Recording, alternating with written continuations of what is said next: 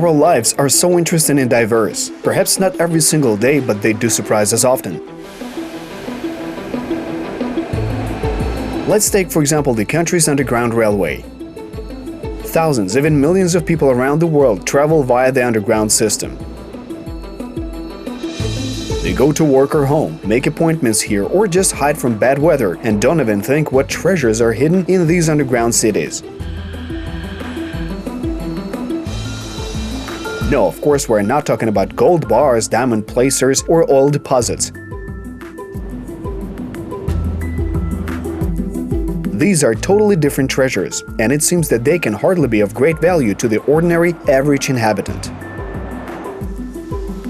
But that's precisely where the intrigue is. Well, there's no public, obvious, and universal beauty, although плиты мрамора, рисунки очень интересные, но думаю, I don't think that everyone has the time to walk and admire marble slabs and drawings on walls. People are running and hurrying somewhere. Our everyday lives are so fast and hectic. Unfortunately, not everyone has the time and opportunity to look at some of the sites located in stations. Literally, just now, as soon as you started asking me, I began to pay attention and spotted the picture of Pushkin.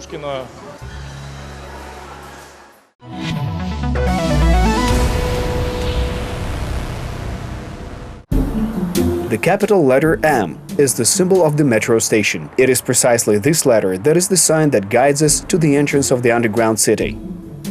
It is traditional in Kiev that this letter is green, soft, noble, and a kind of soothing green luminance. The edge that separates the hustle and bustle of the city from another world, the metro world. Universytet metro station. These are its aluminum monograms with the letters M above the doors of the overground entrance hall, which has become the recognizable brand of the Kiev Metro. The station, unveiled as part of the first stage of the metro system's construction on November 6, 1960, is regarded as one of the most beautiful metro stations in the Ukrainian capital. It is a monument of architecture. It was named after the Taras Shevchenko National University, which is located close to the station itself. It is a pylon-type deep station. Universytet station is probably Kiev's calling card. Before the Zoloty Vorota station was built, almost 1 in every 2 postcards, postage stamps, book covers, magazines contained a photo of Universytet station, whether the vestibule entrance to the station at street level or the platform inside. The street-level vestibule to the station is a classic of Soviet metro construction, dating back to the 1950s. It was built in so-called Stalinist neoclassicism style. A dome with a spire, it has a very festive look. Wide colonnades, forming the main entrance to the botanical garden, adjoin it on both sides, a traditional spot for meetings and dates.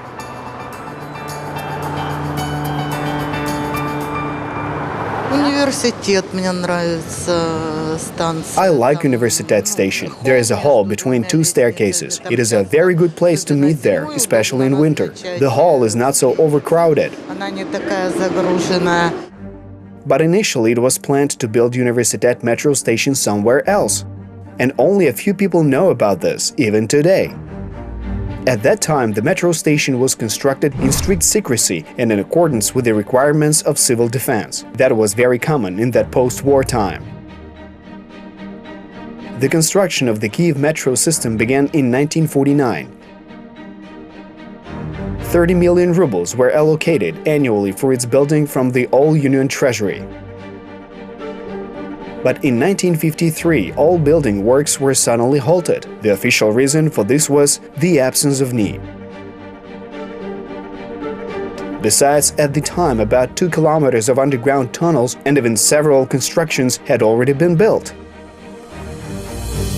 A couple of months after construction was stopped, the Minister of Communications of the Soviet Union, Psurtsev, wrote an order that the underground construction of Universytet station is being transferred to the Ministry of Communications of the Soviet Union to construct a supporting communications center. The project's launch was scheduled for 1957, and when the construction of the metro system was resumed in 1955, it turned out that the construction facility, the metro, can no longer enter there. уже не может туда войти.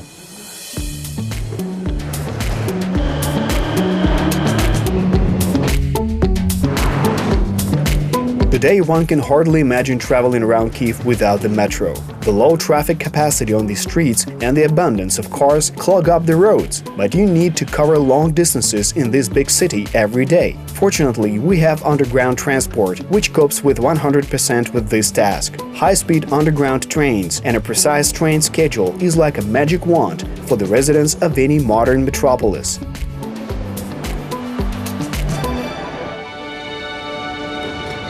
Do you know where the building of the chemistry faculty is? The university's observatory is there, at the corner of Tolstoy and Tarasivka streets. So at that corner there was a metro mine.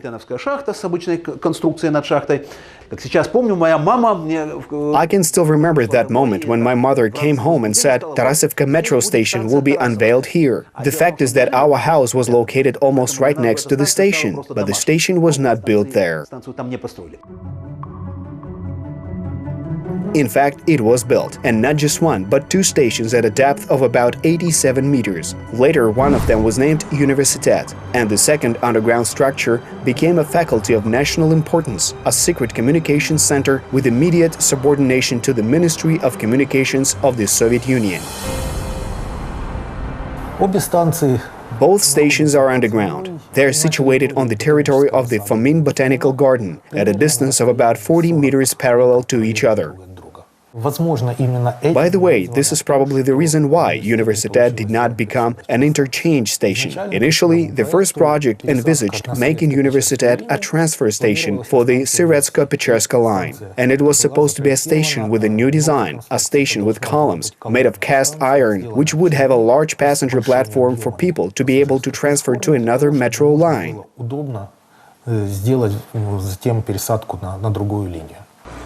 In the end, Universytet station turned out to be really beautiful, one of the most favorite stations of Kyiv residents and visitors to the city. The facade of the overground vestibule is made of white Ural marble. You can see luxurious flare lamps on its walls. The doors to the office premises are decorated with beautiful white portals, on which a floral ornament has been applied. And there is an orangery on the balcony above the escalator tunnel. A real jungle among stone and marble, and a view looking out onto the botanical garden. On the street, Universytet station looks really luxurious. The architects found a good architectural solution and built a construction on the steep descent from the back of the overground entrance hall. It is decorated with two beautiful terraces, with adjoining semicircular granite stairs on each side.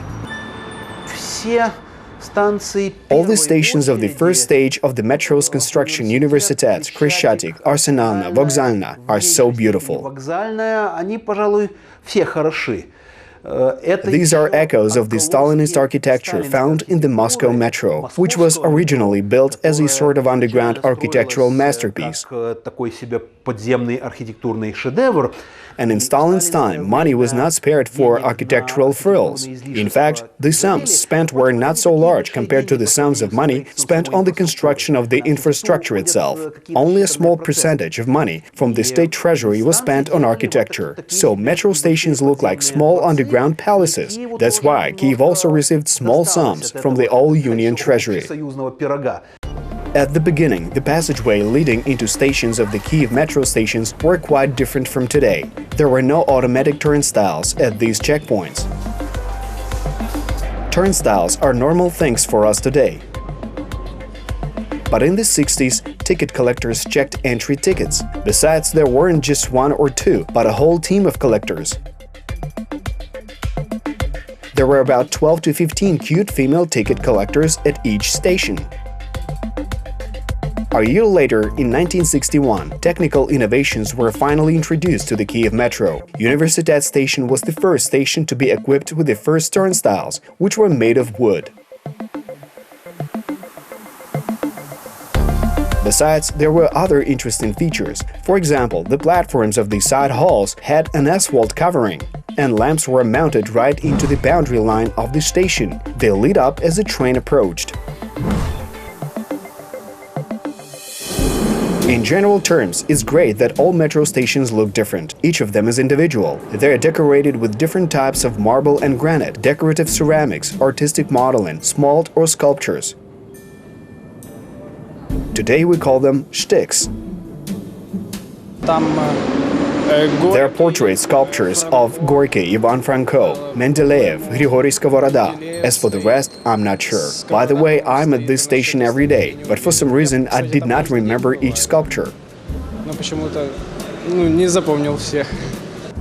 8 busts of famous Ukrainian and Russian writers, philosophers and scientists are placed in the central hall of Universytet station. 4 busts on each side. This list of sculptures was approved by the Central Committee of the Communist Party of Ukraine. There's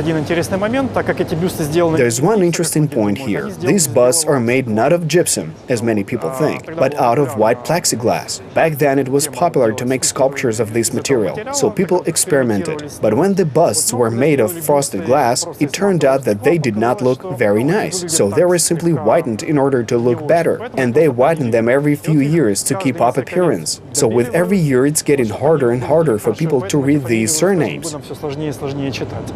Portrait sculptures of the great bard Taras Shevchenko, the academic Bohomolets, chemist Mendeleev, and scientist Lomonosov, philosopher Grigory Skovoroda, and writer Gorky, poets Pushkin and Ivan Franko have been standing in cozy semicircular niches for more than half a century. The entire composition was completed by the bust of the leader of the proletariat himself, Vladimir Ulyanov Lenin. It stood at the back of the hall. Ukrainian sculptor Mikhailo Dekermenji received an order for this work. All the busts remained here, but the figure of the Soviet leader disappeared without a trace in 1992. But other artifacts have survived. You do not need to visit a geological museum, just take a closer look at the red-brown marble at the station. It was brought from Transcarpathia region to cover Universytet station with the marble finish.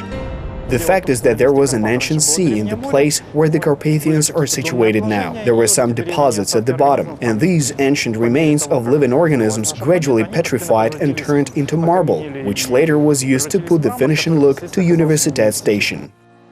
This is cephalopod ammonite, a common inhabitant of the ancient Mesozoic seas, to be precise, the remains of it. At the cut you can see the septums separating the shell into chambers. Millions of years ago, they were filled with gas, which helped the mollusk move under the water. Today you can only see ammonites in museums and at the Universytet metro station in Kiev. To see true beauty, it is not sufficient merely to have sight. Interesting things do not exist only in places where you are not looking for them. Thousands of our small everyday tasks can wait a minute or two. Look around, miracles are right next to you. Please stand clear of the doors. The next station is